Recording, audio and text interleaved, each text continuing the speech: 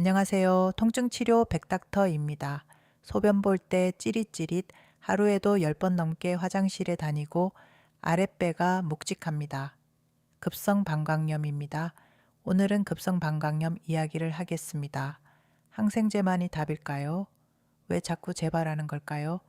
통사의 관점에서 풀어보겠습니다.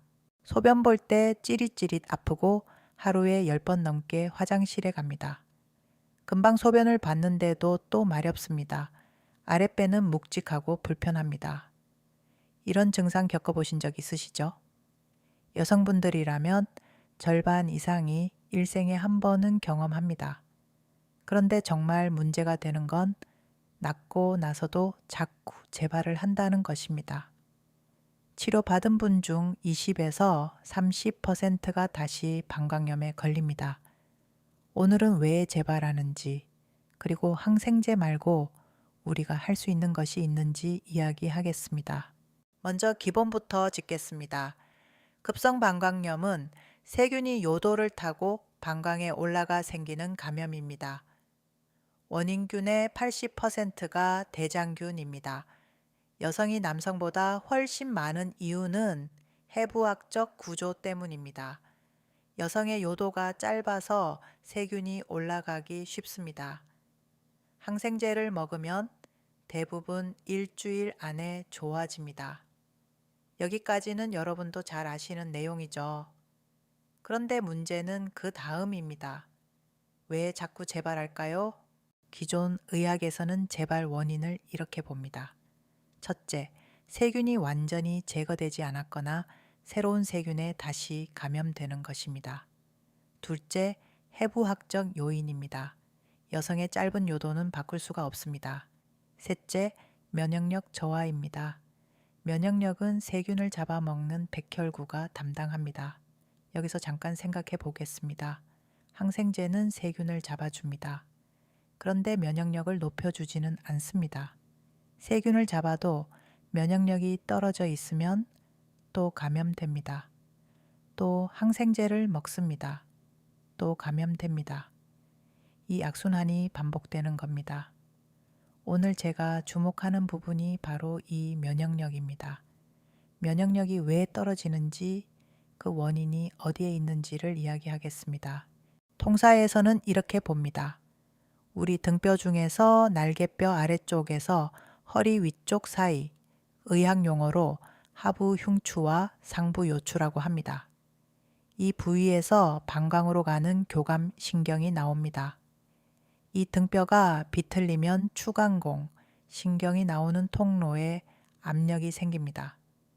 추간공에 압력이 생기면 교감 신경을 먹여 살리는 머리카락처럼 가느다란 혈관이 짜부라지고, 혈관이 짜부라지면 교감 신경에 피가 덜 가서 교감 신경이 과흥분하게 됩니다. 교감 신경이 과흥분하면 교감 신경은 혈액 순환을 담당하는 자율 신경이므로 방광으로 가는 혈관이 수축합니다. 혈관이 수축하면 방광의 혈액 순환이 떨어집니다. 혈액 순환이 떨어지면 어떻게 될까요? 백혈구의 이동이 힘들어 방광 점막의 면역력이 떨어지고 조직이 스스로 회복하는 힘, 치유력도 약해집니다. 혈액 순환을 회복시켜서 몸이 스스로 나을 수 있는 힘을 되찾게 해주는 것입니다. 스네피에 대해서는 이전 영상에서 자세히 설명드렸습니다. 간단히 복습하면 이렇습니다. 척수신경이 나오는 통로, 추간공의 압력이 올라가면 교감신경이 과흥분합니다. 이것이 비정상 상태입니다. 스네피는 이 추간공의 압력을 풀어주는 시술입니다. 압력이 풀리면 교감신경이 안정되고 혈액순환이 정상으로 돌아옵니다. 자세한 내용은 3회 스네피란 무엇인가 영상을 참고해 주세요. 여기서 중요한 점이 있습니다. 항생제와 스네피는 역할이 다릅니다. 비유를 하나 들겠습니다. 항생제는 소방차입니다. 지금 타고 있는 불, 즉 세균 감염을 끄는 겁니다. 급한 불부터 꺼야 합니다. 스네피는 화재 원인을 제거하는 겁니다. 혈액순환을 회복시켜서 방광이 다시 감염에 취약해지지 않도록 합니다. 불을 끄기만 하고 원인을 안 잡으면 또 불이 납니다. 원인만 잡고 불을 안 끄면 지금 타는 건물이 무너집니다. 둘 다 중요합니다. 불을 끄면서 동시에 원인을 제거해야 합니다. 통사 교과서에 실린 실제 스네피 치료 사례를 소개합니다. 물론 개인정보는 공개하지 않습니다. 첫 번째 분은 급성방광염 증상으로 오셨는데 항생제 없이 스네피만으로 증상이 사라진 분입니다. 두 번째 분은 매년 4번씩 방광염이 재발하던 분인데 스네피 치료 후 극적으로 좋아지셨습니다. 세 번째 분이 가장 인상적입니다. 10년 동안 1년에 20번이나 방광염이 반복된 분입니다. 10년에 200번입니다.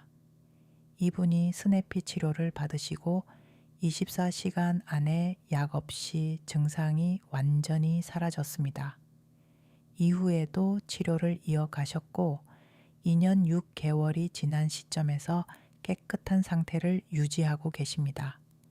이 사례들이 말해주는 것은 명확합니다. 방광의 혈액순환을 회복시키면 몸이 스스로 감염을 이겨낼 수 있는 힘이 돌아온다는 것입니다.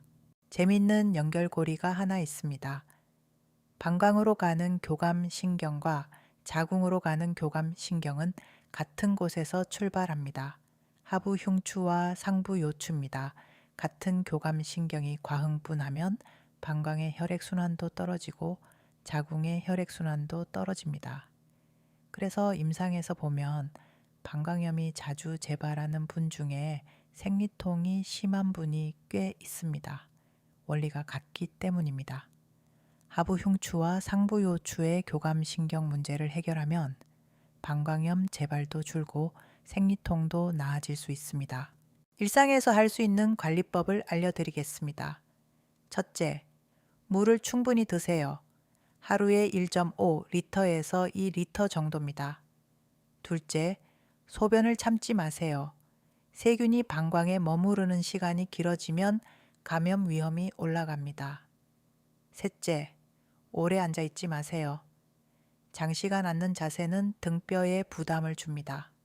하부 흉추와 상부 요추가 눌리는 원인이 됩니다.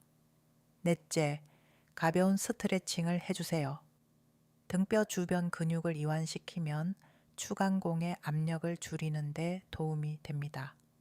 다섯째, 1년에 3번 이상 방광염이 재발한다면 단순히 세균 문제만이 아닐 수 있습니다. 혈액순환 문제를 의심해 보시고 전문가와 상담하시기를 권합니다. 꼭 주의하실 점이 있습니다. 38.5도 이상 고열이 나면서 옆구리가 아프면 방광을 넘어서 신장까지 감염이 올라간 신우신염일 수 있습니다. 반드시 바로 병원에 가셔야 합니다. 소변에 피가 많이 섞이는 혈뇨도 추가 검사가 필요합니다. 남성분이 방광염 증상이 있으면 전립선 등 다른 원인이 있을 수 있으니 반드시 검사를 받으세요. 항생제를 3일 이상 먹었는데도 호전이 없다면 재진료를 받으셔야 합니다. 오늘 내용 핵심을 3줄로 정리합니다.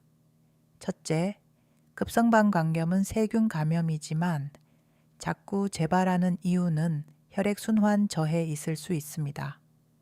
둘째, 하부 흉추와 상부 요추의 교감신경이 과흥분하면 방광의 혈액순환이 떨어지고 면역력과 치유력이 감소합니다. 셋째, 항생제는 세균을 잡고 스네피는 재발의 근본 원인인 혈액순환 문제를 해결합니다. 둘 다 중요합니다. 방광염, 항생제 먹고 나았다고 끝이 아닙니다.